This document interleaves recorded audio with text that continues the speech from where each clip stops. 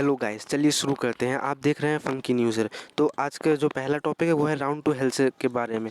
Round to hell ने recently Instagram story में कुछ पोस्ट डाली थी, पोल डाला हुआ था कि क्या कुछ भी उनसे पूछ सकते थे। तो उसमें किसी ने उनसे पूछा था कि नेक्स्ट वीडियो कब आ रही है, तो कि उन्होंने बोला था कि बहुत ही जल्द। और उसके रिलेटेड उन्होंने 2-3 क्वेश्चंस और आए थे जिसके बारे में लोगों ने पूछा था। उसका भी रिप्लाई देते हुए उन्होंने कुछ स्टोरीज डाली हैं, उसका स्क्रीनशॉट मैं आपको दिखा दूंगा, आप पॉज करके पढ़ लीजिएगा। अब चलते हैं अपने दूसरे टॉपिक के ऊपर, जो कि है तन्मय भट्ट के बारे में। तन्मय भट्ट ने भी रिसेंटली इंस्टाग्राम स्टोरी में बताया कि वो भी अपनी नेक्स्ट वीडियो पोस्ट करने वाले हैं। अब चलते हैं अपने दूसरे टॉपिक के ऊपर, जो कि है आशीष चंचलानी और भुवन बाम के बारे में। आशीष चंचलानी और भुवन बाम रिसेंटली काफ़ी ज़्यादा कंट्रोवर्शियल टॉपिक पे आ सकते हैं, क्योंकि जो उन लोगों ने बहुत ही ज़्यादा सपोर्ट किया था हेमफुल फाउंडेशन का, जिसके ऊपर अभी काफ़ी सारे आरोप लग रहे हैं कि उन्होंने बहुत फार्मर प्रोटेस्ट का सपोर्ट किया। इसके ऊपर बेशरम अक्की ने भी एक रिलेटेड कंट्रोवर्शियल वीडियो, वो भी उसके क्लिप छोटा सा डाल दूंगा, आप देख लीजिएगा। आर्टिकल अगर आपको विश्वास ना हो तो गूगल पे जाकर आप खुद भी चेकआउट कर सकते हो। और आपको पता है रोहिंग्या आतंकवादियों को सपोर्ट करने वाले इस हेमकुंड फाउंडेशन के ओनर का सबसे खास दोस्त कौन है? हमारे भुवन भैया।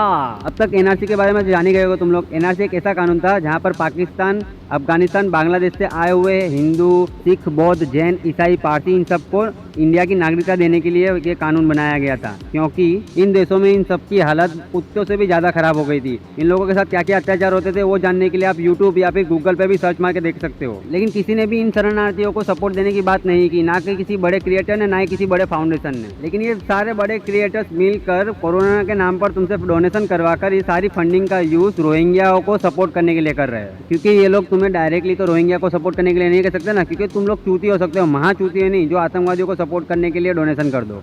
You are right, bro. अब यहाँ पर ये बात तो क्लियर हो गई कि हेमकुंड फाउंडेशन सपोर्ट करता है रोहिंग्या को, नकली किसान प्रोटेस्ट को। जिस प्रोटेस्ट में एक मासूम लड़की का बलात्कार कर दिया जाए, वो प्रोटेस्ट करने वाले हमारे देश के किसान तो नहीं हो सकते। अब तुम लोग शॉर्ट में समझ जाओ। अगर नहीं समझ में आया तो मेरी पिछली वीडियो देख लो, लिंक डिस्क्रिप्शन में पूरा विस्तार से समझाया हुआ है और प्रूफ फैक्ट्स के साथ। जितने भी लोगों ने, जितने भी बड़े बड़े क्रिएटर ने हेमकुंड फाउंडेशन को डोनेशन करने के लिए कहा है, उन्होंने किसान प्रोटेस्ट को ना सपोर्ट, पूरी तरह से एंटी नेशनल काम किया है। तभी तो मेरी लास्ट वीडियो देखने के बाद किसी ने मुझे रिप्लाई नहीं दिया। जी हाँ, मेरी वीडियो आशीष चंचलानी ने भी देखी, पीपोई ने भी देखी और भुवन बाम ने भी देखी वीडियो। और जो हेमफुल फाउंडेशन का जो मतलब जो को फाउंडर हैं, उनका इंटरव्यू लिया था, और जहाँ पे हेमफुल फाउंडेशन सेटअप पूरा रखे हुए था, उन लैंड ओनर का इंटरव्यू लिया था एक न्यूज़ चैनल ने। उसकी वीडियो क्लिप भी मैं आपको डाल दूंगा, वो भी आप देख लीजिएगा। कहना है। नमस्कार सर, मैं आपका नाम जानना चाहूँगी।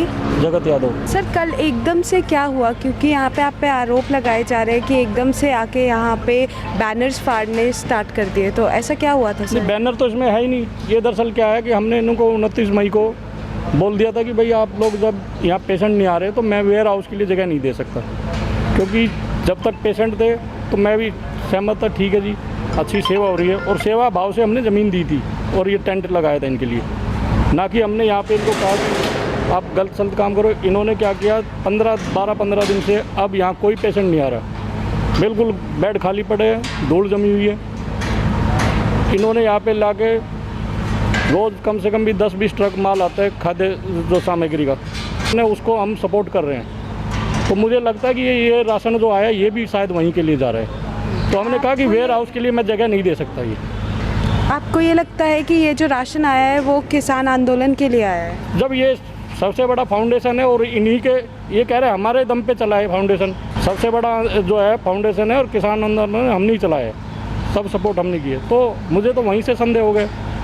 ये जो राशन ये सेवा कर रहे थे जब तक ठीक है, लेकिन ये राशन जो यहाँ से आ रहा है जा रहा है वो मुझे फिर गलत लगा। सर, मैडम, नाम जोड़ने के लिए, कोई बहाना बनाने के लिए उनको कोई तो चीज़ चाहिए थी, अदरवाइज़ तो यहाँ से एक भी राशन की कोई सामान किसान आंदोलन की तरफ गया नहीं है। आप खुद समझते हो किसान आंदोलन को, किसानों को राशन चाहिए क्या?